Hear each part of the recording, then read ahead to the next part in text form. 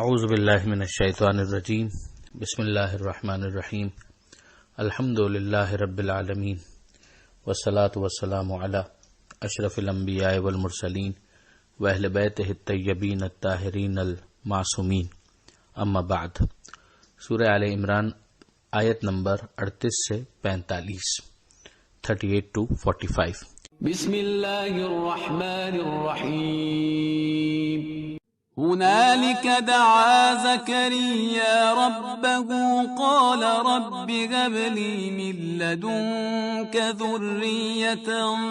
طيبة إنك سميع الدعاء فنادته الملائكة وهو قائم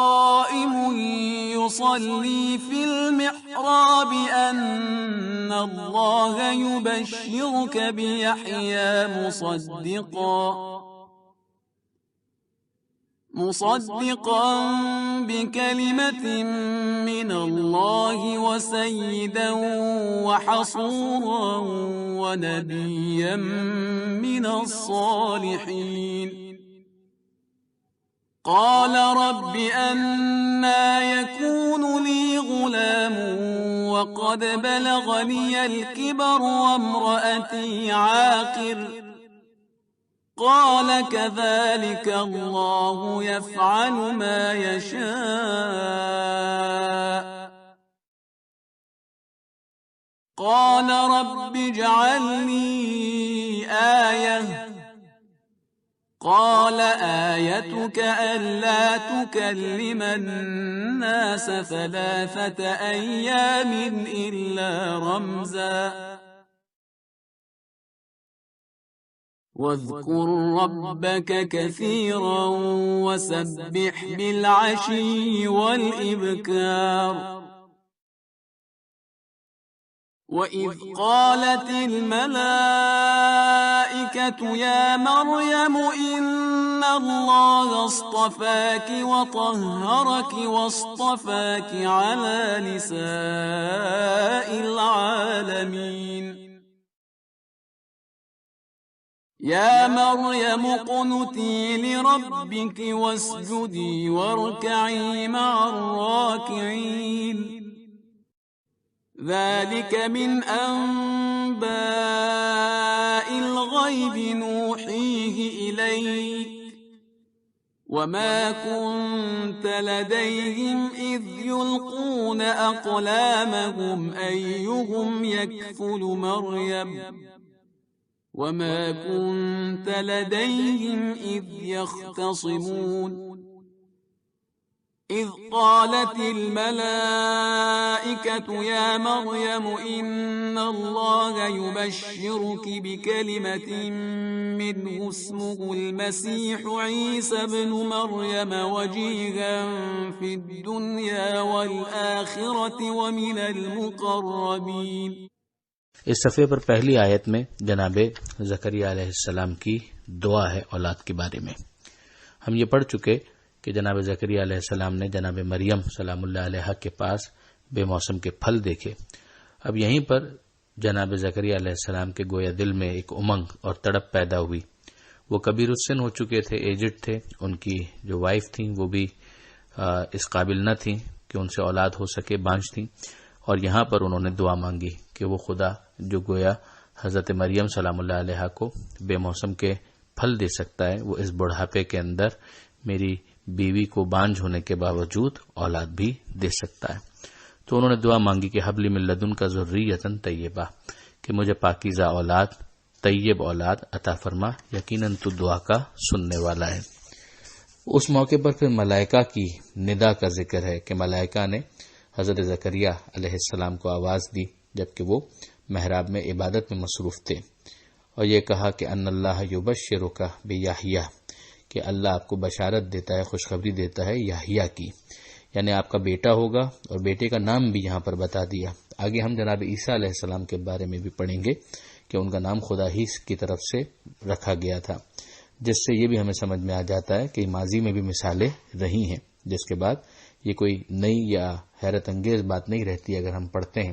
کہ پنجتن کا نام، پیغمبر کا نام خدا نے رکھا تھا اور اس بات کی اطلاع دی تھی دل میں الہام کے ذریعے سے یا اعلان کے ذریعے سے، تو اس میں کوئی حیرت کی بات باقی نہیں رہتی۔ یہاں پر پروردگار عالم کی طرف سے ملائکہ نے فرمایا کہ اللہ آپ کو بشارت دیتا ہے یحییٰ کی، جو تصدیق کرنے والے ہیں اللہ کے کلمے کی۔ یہ کلمت من اللہ سے مراد جناب عیسیٰ علیہ السلام، جن کو کہا گیا ورڈ آف گاڈ، کلمہ خدا، اس لیے کہ ایک الگ عام روٹین کے طریقہ کار سے ہٹ کر ان کی ولادت ہوئی، گویا کن فیکون کا نتیجہ تھے۔ کن ایک کلمہ ہے، کن یعنی ہو جا اور وہ ہو گیا۔ وہ سیدن، اور یحییٰ علیہ السلام کی اگلی صفت یہ ہوگی کہ وہ سید ہوں گے یعنی سردار ہوں گے۔ حصوراً، شہوات سے، خواہشات نفس سے اپنے آپ کو الگ رکھنے والے ہوں گے، اور ایک اس کا مطلب یہ بھی کہا گیا کہ وہ شادی نہیں کریں گے۔ یہ ایکسیپشنز ہیں جناب یحییٰ اور جناب عیسیٰ علیہ السلام کی، جنہوں نے شادیاں نہیں کی، باقی انبیاء نے شادیاں کی، اور ظاہر ہے کہ یہ اس زمانے کے اندر ایک محدود رول بن سکتا ہے کسی نبی کا، مگر اوور آل ہم دیکھتے ہیں تمام انبیاء نے اپنی فیملی لائف گزاری ہے، اور پیغمبر اکرم صلی اللہ علیہ وآلہ وسلم نے تو واضح طور پر یہ کہہ دیا کہ لا رہبانیت فی الاسلام، کہ رہبانیت یا موناسٹسزم یہ اسلام کے اندر نہیں ہے۔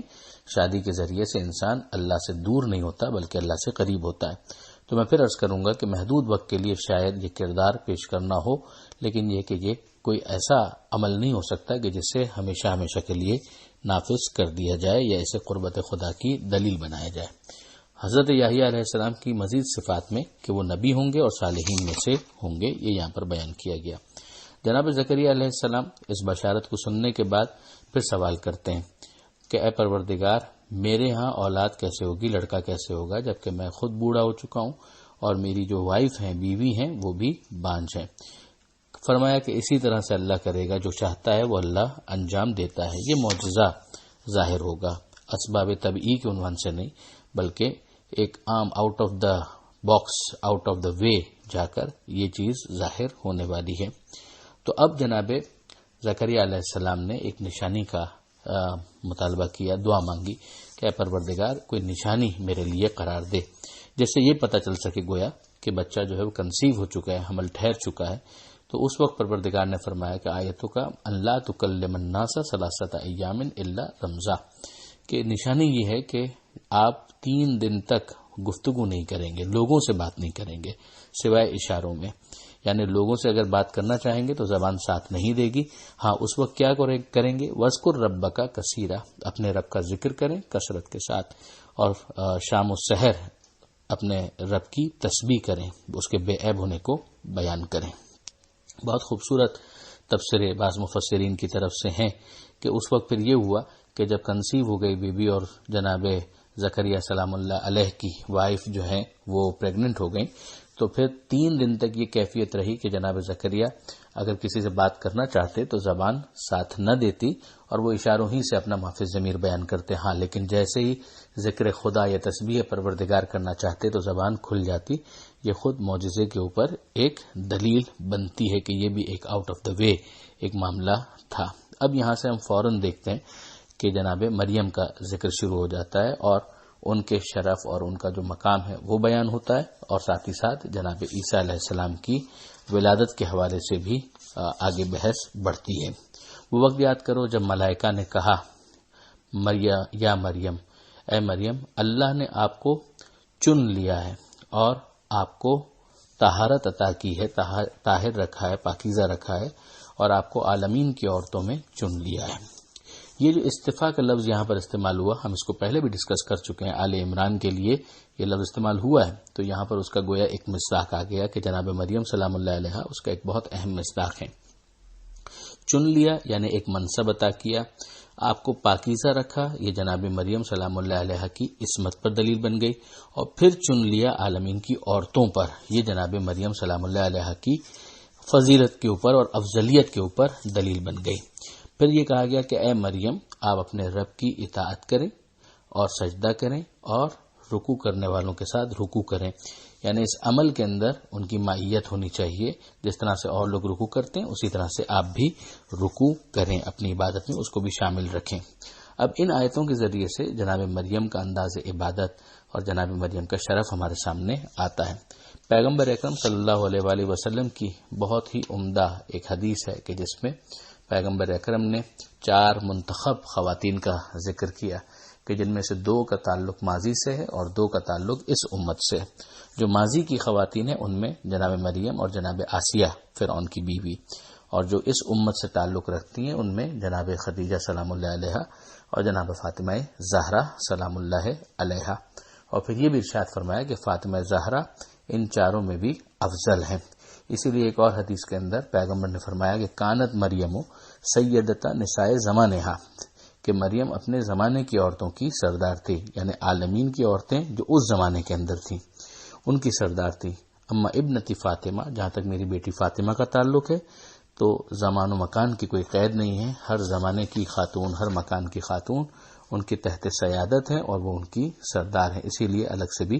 جناب سیدہ کو سیدۃ النساء اہل الجنہ بھی کہا گیا کہ جنت کی عورتوں کی سردار، اور عالمین کی عورتوں کی سردار سیدۃ النساء العالمین بھی ان کو کہا گیا۔ یہاں سے پھر بحث آگے بڑھتی ہے آیت نمبر 44، جس میں پیغمبر اکرم کو مخاطب کر کے یہ کہا گیا کہ اے حبیب، یہ غیب کی خبریں ہیں جو ہم آپ پر وحی کر رہے ہیں۔ آپ اس موقع پر موجود نہیں تھے جب وہ لوگ اپنے قلم ڈال رہے تھے، پینز ڈال رہے تھے کہ کون مریم کی کفالت کرے گا۔ یہ جو اس موقع پر فیصلہ ہو رہا تھا کہ بھئی زکریا علیہ السلام کا تو بالآخر فیصلہ ہوا کہ یہ کفالت کریں گے، اور یہ منصوبہ پروردگار تھا، اس لیے کہ پہلے ہم پڑھ چکے کفلہا زکریا، کہ زکریا کو ان کا کفیل یا گارجن قرار دیا، مگر اسباب ظاہری کے تحت وہ انجام کیسے ہوا، یعنی اس یہ عمل پذیر کیسے ہوا، اس بات کا فیصلہ کیسے ہوا، جبکہ وہ لوگ جگڑ رہے تھے کہ کون مریم سلام اللہ علیہا کی کفالت کرے گا۔ تو اس موقع پر جو بعض روایات کے اندر یہ آتا ہے کہ قلم ڈالے گا، قلم ڈالنے کا تذکرہ تو خود قرآن کے اندر بھی ہے، مگر ایک جاری پانی کے اندر قلم ڈالے سب نے اور سب کے قلم بہہ گئے، اور آخر میں جناب زکریا سلام اللہ علیہ کا قلم رہ گیا۔ اس سے اس بات کا تعین ہوا کہ یہ جناب زکریا ہیں کہ جو ان کے کفیل قرار پائیں گے۔ یہیں سے ہمیں سمجھ میں آتا ہے ایک ہوتا ہے منصوبہ پروردگار اور ایک ہوتا ہے اسباب ظاہری کے ذریعے سے اس کو سامنے لانا۔ یہ بعد میں بھی بہت ساری چیزوں کے اندر ہمارے لیے کام آئے گا اگر ہم تاریخ کے بہت سے ایسے واقعات کو دیکھتے ہیں کہ جس میں اسباب خبر پیشن گوئی کی جاتی ہے کہ ایسا ہوگا، مگر پھر وہ چیز اسباب ظاہری کے تحت کس طرح سے سامنے آتی ہے اس کا ایک انالیسس دوسرا رخ اختیار کر لیتا ہے۔ پھر اس کے علاوہ ہمیں یہ بھی سمجھ میں آیا کہ یہاں پر جو یہ کہا گیا کہ یہ وحی ہے جو ہم آپ پر نازل کر رہے ہیں، تو یہ پیغمبر اکرم پر وحی ہے، یعنی پیغمبر اکرم کا سورس نہ انجیل ہے نہ توریت، کہ جس کو اس زمانے کے اندر عیسائی علماء اور یہودی علماء اس طرح سے اپنے پاس رکھتے تھے کہ عوام کو تو ایکسیس ہی نہیں ہوتی تھی، اور اسی طرح سے کوئی اور سورس بھی نہیں تھا۔ تو یہ پیغمبر اکرم کا جو سورس ہے یہ پروردگار عالم ہے، کہ خدا ہے معلم، کہ جو اپنے حبیب کو یہ تمام تر چیزیں جو غیب سے متعلق ہیں ان کو علم دیتا ہے اور ان کو وحی کے ذریعے سے متوجہ کرتا ہے۔ تو اب یہاں پر تو یہ چیز ہمارے لیے واضح ہو گئی۔ ایک اور چیز جو ہمیں سمجھ میں آتی ہے کہ وحی کی 2 قسمیں ہیں، ایک وحی وہ ہے کہ جو نبیوں سے مخصوص ہے، اور ایک وحی وہ ہے کہ جو نبیوں کے علاوہ بھی نازل ہو سکتی ہے۔ فرشتوں کا جناب مریم سلام اللہ علیہا سے گفتگو کرنا، ان سے بات چیت کرنا، ان کے فضائل کا بیان اور ان سے جناب عیسیٰ علیہ السلام کی ولادت کا ذکر، یہ سب ہمیں بتاتا ہے کہ فرشتے پیغام اگر خدا کا لے کر آ جائیں اور نبی کے علاوہ بھی کسی کو مخاطب کریں تو یہ قرآن کے خلاف نہیں ہے۔ اسی قرآن کے اندر جناب مریم کا بھی اس طرح سے ذکر ہے اور مادر موسیٰ سلام اللہ علیہ کا بھی ذکر ہے، جو انشاءاللہ ہم سورہ قصص کے اندر پڑھیں گے۔ اب اس کے بعد آخری آیت جو اس صفحے پر رہ جاتی ہے اس کو ہم جلدی جلدی دیکھ لیں کہ جب ملائکہ نے کہا کہ اے مریم، اللہ آپ کو خوشخبری دیتا ہے ایک کلمے کی جو اس سے ہے، اس کے ایک کلمے کی خوشخبری دیتا ہے جس کا نام مسیح ہے، عیسیٰ ابن مریم۔ یہیں پر یہ بتا دیا گیا جب خوشخبری دی جا رہی تھی کہ یہ ماں کی طرف نسبت دی گئی کہ باپ نہیں ہوگا اس کا، ماں ہی اس کی واحد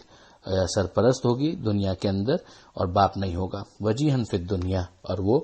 یقیناً دنیا میں بھی وجیح ہوگا، آبرودار ہوگا، اور آخرت میں بھی، اور من المقربین ہوگا، یعنی درگاہ الہی میں رسوخ رکھنے والوں میں شامل ہوگا۔ یہیں پر یہ صفحہ مکمل ہوتا ہے۔ پروردگار عالم سے دعا ہے قرآن سمجھنے اور اس پر عمل کی توفیق عطا فرما، اور وارث قرآن امام زمانہ کے ظہور میں تعجیل فرما۔